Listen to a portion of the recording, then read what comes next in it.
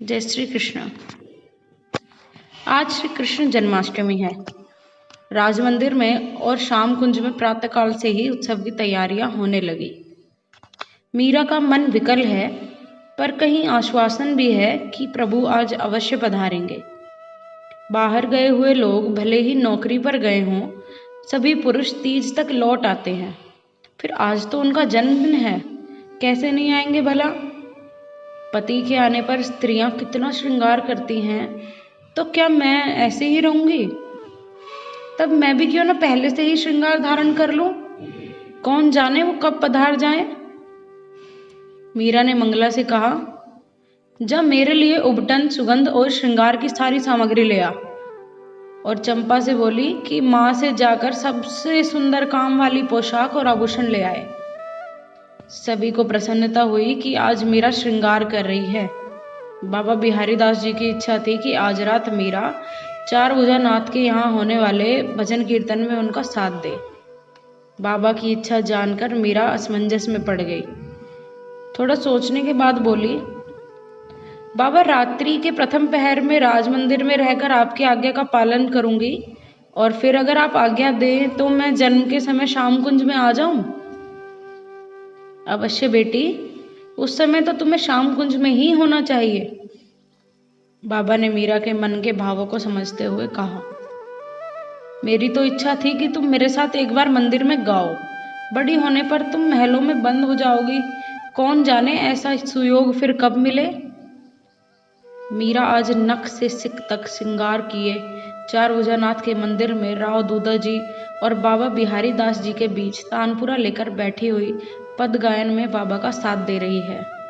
मीरा के रूप सौंदर्य के अतुलनीय भंडार के द्वार आज श्रृंगार ने उद्घाटित कर दिए थे। नवबाल वधू के रूप में मीरा को देखकर सभी राजपुरुष के मन में यह विचार स्फुरित होने लगा कि मीरा किसी बहुत गरिमा में घर वर के योग्य है। वीरमदेव जी भी आज अपनी बेटी का रूप देख चकित रह गए और मन ही मन दृढ़ निश्चय किया कि चित्तौड़ की महारानी का पद ही मीरा के लिए उचित स्थान है। बेटी, अब तुम अपने संगीत के द्वारा सेवा करो, बाबा बिहारी दास जी ने गर्व से अपनी योग्य शिष्या को कहा।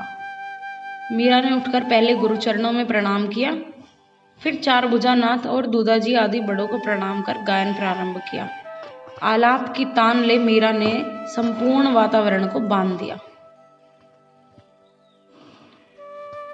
बसो मोरे नैनन में नंदलाल, मोहिनी मूरत सांवरी सूरत, नैना बड़े विशाल, अधर सुधारस मुरली राजत, उर्वे जंती माल, क्षुद्र घंटिका कटितट शोभित, नुपुर सबद रसाल, मीरा प्रभु संतन सुखदाई, भगत बछल गोपाल, बसो मोर नैनन में नंदलाल।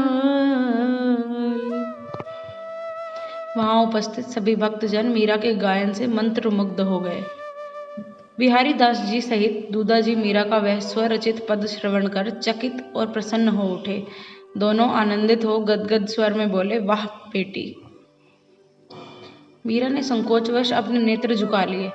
बाबा ने उमंग से मीरा से एक और भजन गाने का आग्रह किया, तो फिर उसने फिर से तानपुरा उठाया। अब की मीरा ने ठाकुर जी की करुणा का बखान करते हुए पद गाया। सुन ली जो विनती मोरी, मैं शरण गही प्रभु तोरी, तुम तो पतित अनेक उधारे, भव सागर से तारे, मीरा प्रभु तुमरे रंग राती, आ जानत दुनियाई, मैं शरण गहूँ प्रभु तोरी। दूधा जी नेत्र बंद कर एकाग्र होकर श्रवण कर रहे थे। भजन पूरा होने पर उन्होंने आंखें खोली, प्रशंसा भरी दृष्टि से मीरा की ओर देखा और बोले, आज मेरा जीवन धन्य हो गया बेटा। तूने अपने वंश, अपने पिता पितृव्यों को धन्य कर दिया। फिर मीरा के सिर पर हाथ रखते हुए अपने वीर पुत्रों को देखते हुए अश्रु विगलित स्वर में बोले, इनकी प्रचंड वीरता और देश प्रेम को कदाचित लोग भूल जाएं, पर मीरा तेरी भक्ति और तेरा नाम अमर रहेगा बेटा, अमर रहेगा। उनकी आंखें छलक पड़ी।